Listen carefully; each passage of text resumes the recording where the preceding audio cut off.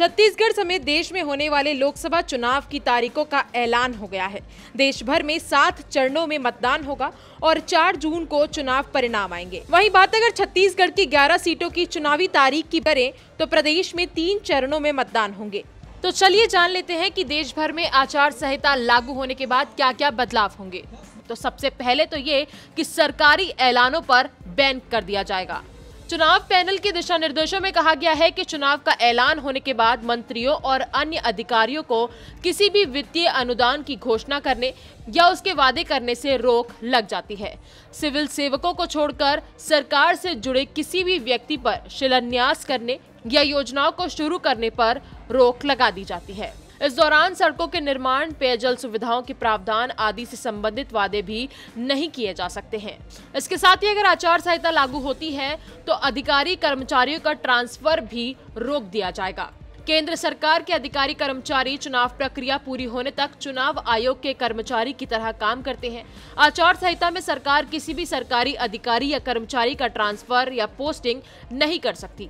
अगर किसी अधिकारी का ट्रांसफर या पोस्टिंग जरूरी भी हो तो आयोग की अनुमति लेनी होती है। तो वहीं तीसरा और सबसे बड़ा बदलाव होता है कि सरकारी पैसे का इस्तेमाल कोई भी पार्टी नहीं कर सकती। तो आचार संहिता के दौरान सरकारी पैसे का इस्तेमाल विज्ञापन या जनसंपर्क के लिए नहीं किया जा सकता।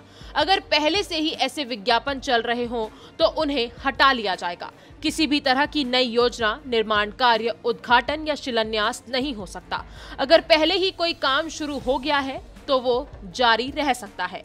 अगर किसी तरह की कोई प्राकृतिक आपदा या महामारी आई तो ऐसे वक्त में सरकार कोई उपाय करना चाहती है तो पहले चुनाव आयोग की अनुमति लेनी होती है। सरकारी विमान, वाहन, मशीनरी और कर्मियों सहित सरकारी परिवहन का उपयोग सत्तारूढ़ दल के हितों को आगे बढ़ाने के लिए नहीं किया जा सकता है। चुनावी बैठकें आयोजित करने के लिए मैदान और फ्लाइट्स के लिए हेलीपैड जैसे सार्वजनिक स्थान समान नियमों और शर्तों पर सभी दलों और उम्मीदवारों के लिए सुलभ होने चाहिए। इसके साथ ही प्रचार प्रसार से जुड़े हर काम में रोक लगा दी जाती है। मंदिर, मस्जिद, चर्च, गुरुद्वारा या किसी भी धार्मिक स्थल का इस्तेमाल चुनाव प्रचार के लिए नहीं किया जा सकता। प्रचार के लिए राजनीतिक पार्टियां कितनी भी गाड़ियां, 2 व्हीलर भी इसमें शामिल होती हैं, इस्तेमाल कर सकती हैं, लेकिन पहले रिटर्निंग ऑफिसर की अनुमति लेनी होगी। किसी भी पार्टी या प्रत्याशी को रैली या जुलूस निकालने या चुनावी सभा करने से पहले पुलिस की अनुमति लेनी होगी। रात 10 बजे से सुबह 6 बजे तक डीजे का इस्तेमाल नहीं हो सकता। अगर कोई रैली भी होनी है तो सुबह 6 बजे से पहले और रात 10 बजे के बाद नहीं हो सकती। इलेक्शन कमीशन के मुताबिक विश्राम गृहों, डाक बंगलों और अन्य सरकारी आवासों पर सत्तारूढ़ दल या उसके उम्मीदवारों का एकाधिकार नहीं होना चाहिए। लेकिन किसी भी पार्टी द्वारा चुनाव प्रचार के लिए प्रचार कार्यालय के रूप में या सार्वजनिक बैठकें आयोजित करने के लिए उनका उपयोग करना प्रतिबंधित है। आचार संहिता लागू होने के बाद बयानबाजी को लेकर भी कई सारे नियम हैं।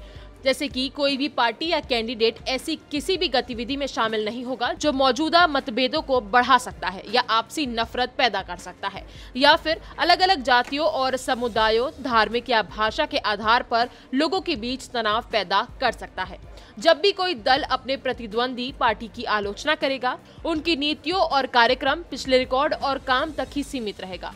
पार्टियों और उम्मीदवारों को निजी जीवन के उन सभी पहलुओं की आलोचना से बचना चाहिए जो अन्य पार्टियों के नेताओं या कार्यकर्ताओं की सार्वजनिक गतिविधियों से जुड़े नहीं हैं। असत्यापित आरोपों के आधार पर अन्य दलों या उनके कार्यकर्ताओं की आलोचना से बचना चाहिए। तो चलिए अब ये जान लेते हैं कि अगर आचार संहिता का उल्लंघन किया जाता है तो फिर क्या होगा। तो अगर कोई भी प्रत्याशी आचार संहिता का उल्लंघन करता है तो उसके प्रचार करने पर रोक लगाई जा सकती है। आचार संहिता का उल्लंघन करने पर प्रत्याशी के खिलाफ आपराधिक मुकदमा दर्ज किया जा सकता है। इतना ही नहीं, जेल जाने का प्रावधान भी है। इसके अलावा इलेक्शन कमीशन के पास 1968 के चुनाव चिन्ह यानी कि आरक्षण और आवंटन आदेश के पैराग्राफ 16A के तहत किसी पार्टी की मान्यता को निलंबित करने या वापस लेने का अधिकार भी शामिल है। तो ये थे कुछ पॉइंट्स जिससे हमने आपको ये समझाने की कोशिश की है कि अगर आचार संहिता लागू हो जाती है तो देश में क्या क्या बदलाव हो सकते हैं।